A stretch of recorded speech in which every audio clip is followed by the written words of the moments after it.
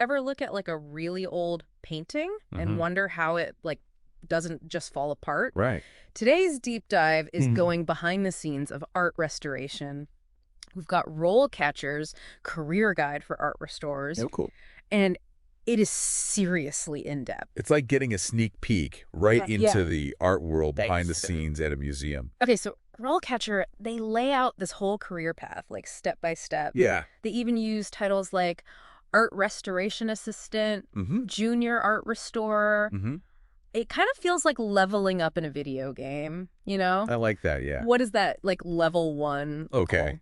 So think apprentice, you know? Oh, okay. Like learning the ropes. Right. They're assisting those senior restorers, learning how to like properly handle art objects and really just mastering those basic cleaning and conservation techniques. So, like, picture this. Someone in, like, a white coat, meticulously cleaning a dusty sculpture, learning by doing from, like, a seasoned pro. Exactly. But then it's like they level up, right? Yeah. They become that junior art restorer. Okay. And that's where they start independently examining the art pieces. Ooh. They're like detectives of decay. Ooh. Using x-rays, right? Like you would use in a hospital. Oh. But instead, we're looking at the cracks and the paint layers or maybe hidden repairs. Oh, that's so interesting. Infrared photography, too. Really? Which can reveal, oh, man, all sorts of things our eyes just can't see. What kind of things? You want to hear something cool? Yeah. RoleCatcher, they have this example where infrared photography revealed a hidden signature. What? On a Renaissance fresco. Oh, get out. Yeah, so it totally changed who they thought the artist was. That's a huge deal. I know, right? And these junior art restorers are the ones making these discoveries. That's incredible. Talk about a career path with a story. So from apprentice to, like, art detective, what does the top level even look like? Is it master art restorer? You got it. Really? Master art restorer, that's the top. Yeah. Leading the complex projects. They're mentoring those junior restorers that we talked about. Right. Publishing research, you know. Wow. It's a big deal. So they're like, I don't know, the art world's version of like brain surgeons, but instead of scalpels, it's tiny brushes. Yeah. And like, I don't know, specialized solvents or something. Exactly. And just like those brain surgeons, RoleCatcher talks about the weight of responsibility. Right. These master art restorers, they're working on irreplaceable pieces of history. Yeah. No pressure. Right. Exactly. And often under, tight deadlines. Of course. A lot of pressure. And I'm guessing it's not all like fancy museum galas and, right. leisurely brushstrokes. No. What are some of the challenges that RoleCatcher highlights? Oh, they have a whole section on this. Yeah. One of the big ones is the balance between preservation versus restoration. Oh, interesting. It's this ethical tightrope walk. Wow. How do you weigh historical accuracy with the artist's original intent?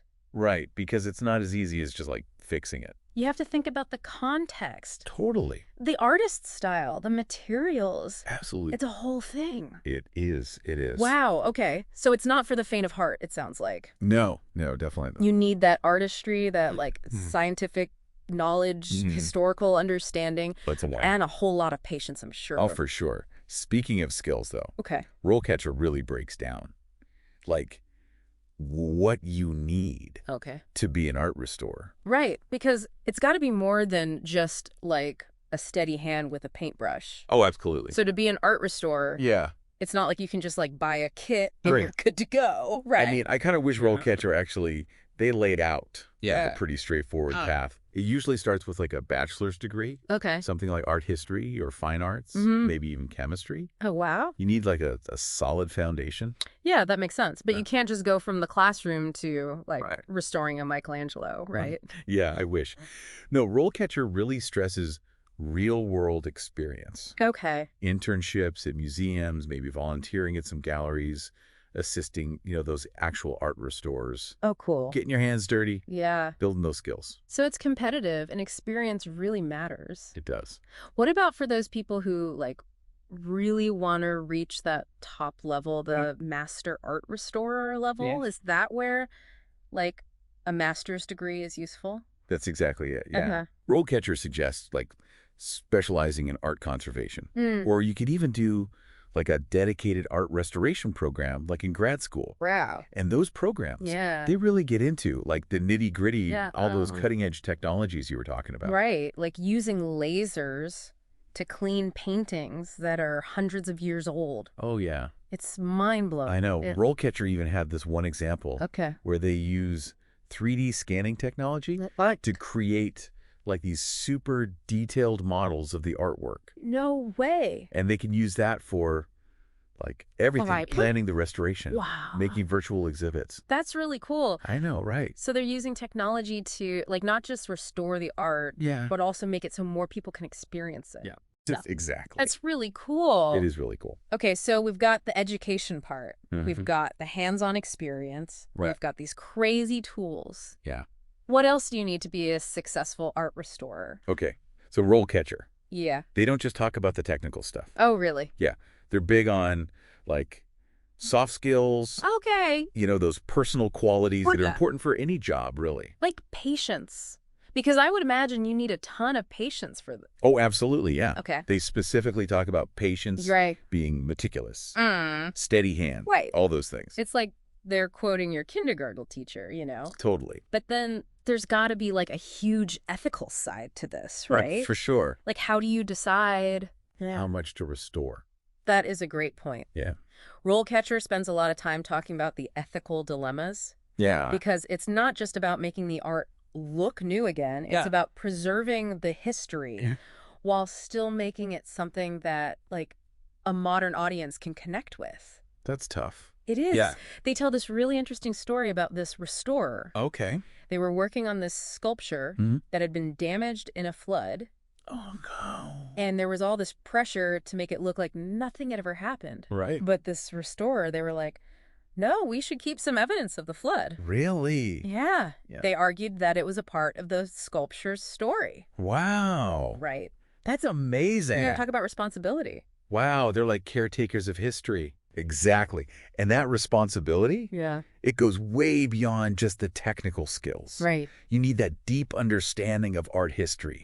You have to be able to research, decipher historical documents, and then there's the communication skills. Right. Working with curators, scientists, historians. It really does sound like you have to be like a jack of all trades, but a master of all of them. Exactly. So all those skills and knowledge aside, what does RoleCatcher say about like the type of person who's drawn to this kind of work? It really takes a special kind of person, you know, to do this kind of work. All those challenges. It's a lot. The ethical stuff, the detail work. What is RoleCatcher saying? Like what motivates these people? I think it really boils down to passion. Yeah.